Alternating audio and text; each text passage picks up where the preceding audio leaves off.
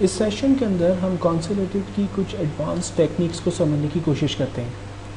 Actual में point ये है कि मेरे पास एक लार्ज डाटा सेट मौजूद है और इस डाटा सेट में से मुझे कुछ रिपोर्ट्स क्रिएट करनी है, कुछ एक कॉन्सोलेटेड डाटा चाहिए ताकि मैं उसकी प्रेजेंटेशन क्रिएट कर सकूँ।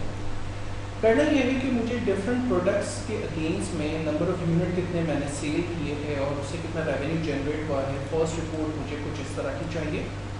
सो ऐसा करने के लिए हमने सीखा था सम इफ्स का फॉर्मूला। उस सम इफ के फंक्शन की मदद से मैंने रेवेन्यू को कैलकुलेट किया अगेंस्ट प्रोडक्ट के अगेंस्ट में और मेरे पास रिजल्ट जनरेट हो गया। इसी तरह से ईच प्रोडक्ट मैंने कितनी सेल की है, अगर मुझे उसे काउंट करवाना है तो मैं काउंट कर सकता हूँ कि मैंने कितनी प्रोडक्ट सेल की है और इसके लिए मैं काउंट इफ का फंक्शन पढ़ा था। और एवरेज यूनिट हमने कितने सेल किए, एवरेज रेवेन्यू हमने क्या हासिल किया, तो इससे पहले हमने एवरेज इफ का फंक्शन पढ़ा था। तो ये तीनों फंक्शंस हम ऑलरेडी अपने लास्ट सेक्शंस के अंदर कवर कर चुके हैं। अगर किसी को कोई क्वेरी है तो फर्स्ट वो इन तीनों फंक्शंस को डिटेल में देख ले और फिर दोबारा से वो इस वीडियो की तरफ आ सकता है। अच्छा, पॉइंट ये कि ये काम जो हमने फंक्शन की मदद से परफॉर्म किया, इसके लिए फास्टेस्ट तरीका मेरे नज़दीक कॉन्सोलेटेड है जो डाटा के अंदर हमारे पास दिया हुआ है। और आप देखिएगा कि मैं within no time data में से जो मेरी एक्चुअल डाटाबेस है उसमें से मैं ईच प्रोडक्ट को की यूनिट्स और उसकी जो अमाउंट है वो मैं कॉन्सोलेटेड के फंक्शन की मदद से लेकर आऊँगा। सो ऐसा करने के लिए मैं चला जाता हूँ डाटा के टैब में कॉन्सोलेटेड के अंदर, जहाँ पर रिजल्ट चाहिए सबसे पहले तो आप अपने कर्सर को वहाँ पर क्लिक कर दें एंड देन उसके बाद डाटा के अंदर कॉन्सोलेटेड में लास्ट रेफरेंस आमतौर पे आ रहा होता है, इसलिए उसे सेलेक्ट करें और डिलीट कर दें। एंड देन चूँकि मुझे सम करना है तमाम प्रोडक्ट का, इसलिए फंक्शन में से सेलेक्ट किया हमने सम। रेफरेंस पे क्लिक करते हैं और रेफरेंस में क्या रेफरेंस देंगे, क्या हम अपनी पूरी डेटाबेस देंगे? जी नहीं, हम अपनी डेटाबेस नहीं देंगे, बल्कि हमें तो सिर्फ प्रोडक्ट का यूनिट और डॉलर को चूँकि उसकी एक रिपोर्ट तैयार करनी है, इसलिए हमने इन तीनों कॉलम्स को सिर्फ सेलेक्ट करना है। So control shift down button press करके मैंने तमाम प्रोडक्ट्स, उसकी यूनिट्स और रेवेन्यू को सेलेक्ट किया। फाइनली ऐड करते हैं। ऐड करने के बाद टॉप रॉ और लेफ्ट कॉलम को हम चेक लगाएंगे। टॉप रॉ इसलिए देते हैं कि तमाम रॉस को टॉप से जहाँ पर डुप्लीकेट वैल्यूज़ हों उसको वो सम करें और लेफ्ट की वैल्यू को वो देखता रहे कि जहाँ प्रिंटर है उसके प्रिंटर को मैच कर दे, दूसरे प्रिंटर को मैच कर दे। तो ये एक्चुअल में दो चेक्स हम यहाँ पर इन दोनों चेक्स को इसी में अप्लाई करेंगे। एंड देन फाइनली हम ओके करते हैं। आप देखें ज़बरदस्त रिपोर्ट इसने विद इन नो टाइम तैयार कर दी। वो काम जो हम लोग पहले सम इफ के ज़रिए कर रहे थे और बड़ी मेहनत करनी पड़ रही थी हमें, यही काम कॉन्सोलेटेड ने हमें यहाँ पर दे दिया। और आप देख सकते हैं कि इसका जो रिज़ल्ट है वो बिल्कुल एक्यूरेट है, जैसा कि हमने प्रोडक्ट के फंक्शन के ज़रिए देखा था। अब जो काम हमने काउंट के ज़रिए किया वही काम हम यहाँ पर कॉन्सोलेटेड की मदद से करेंगे और हम प्रोडक्ट को काउंट करवाएंगे।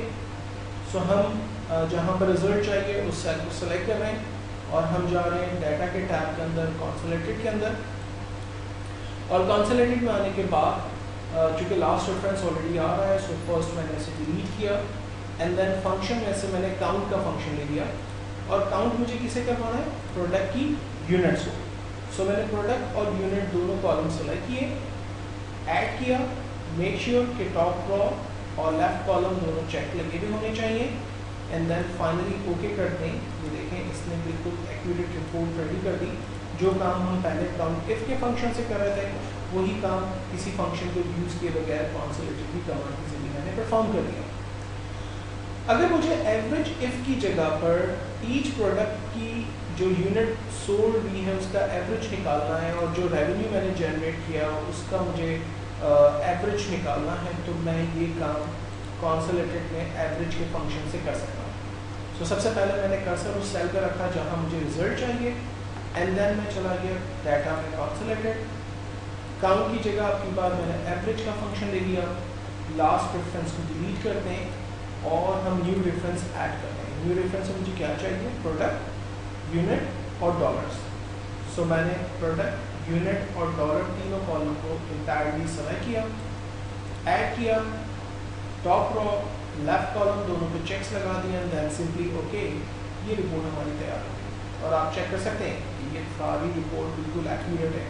डेसिमल को भी इंक्रीज कर देते हैं ताकि किसी किस्म का कोई फर्क हमें नज़र भी ना आए। अगर कहीं पर कोई राउंड ऑफ फिगर आ रही है और रिजल्ट एक्यूरेट नहीं है तो हम उसको भी मेक श्योर कर सकते हैं। लास्ट एग्जाम्पल में हम देखते हैं कि ईच एम्प्लॉई ने कितनी यूनिट सेल की, कितना रेवेन्यू जनरेट किया। ये हमने फंक्शन सम इफ के जरिए रिजल्ट जनरेट किए। कॉन्सोलेटेड इसमें हमारी कैसे मदद करेगा। सो हम जा रहे हैं डाटा के टैब के अंदर, कॉन्सोलेटेड, लास्ट रेफरेंस डिलीट करते हैं क्योंकि सम करना है इसलिए सम का फंक्शन लिया। रेफरेंस के अंदर अपने डाटा को सेलेक्ट करते हैं। अब डाटा में इशू क्या आ रहा है कि सेल्स रिप्रेजेंटेटिव है, फिर डेट है, प्रोडक्ट है, यूनिट है और डॉलर से या रेवेन्यू है। एक्चुअल में तो सेल्स रिप्रेजेंटेटिव चाहिए था, यूनिट्स चाहिए और रेवेन्यू चाहिए, ये दोनों कॉलम डेट और प्रोडक्ट्स होनी चाहिए। तो कोई बात नहीं, हम पहले अपने इंटायर डाटा को सेलेक्ट कर लेते हैं, ऐड करा देते हैं, टॉप रो लेफ्ट कॉलम पे चेक लगा हुआ है एंड देन ओके करते हैं। रिपोर्ट हमारे पास रेडी हो गई, राइट। अब इस रिपोर्ट में हमें डेट और प्रोडक्ट के कॉलम्स नहीं चाहिए, तो उस पर राइट क्लिक करें और डिलीट कर दें। आपके पास एग्जैक्टली वही रिपोर्ट जनरेट हो गई जो काम आपने सम इफ के फंक्शन से किया था, वही काम हमने कॉन्सोलेटेड के फंक्शन की मदद से कर लिया। तो कॉन्सोलेटेड फंक्शन का ही रिप्लेसमेंट है और आप एक लार्ज डाटा सेट के अंदर अगर अपने रिजल्ट्स जनरेट करवाना चाहते हैं तो उसमें आपकी बड़ी ज़बरदस्त हेल्प करता है।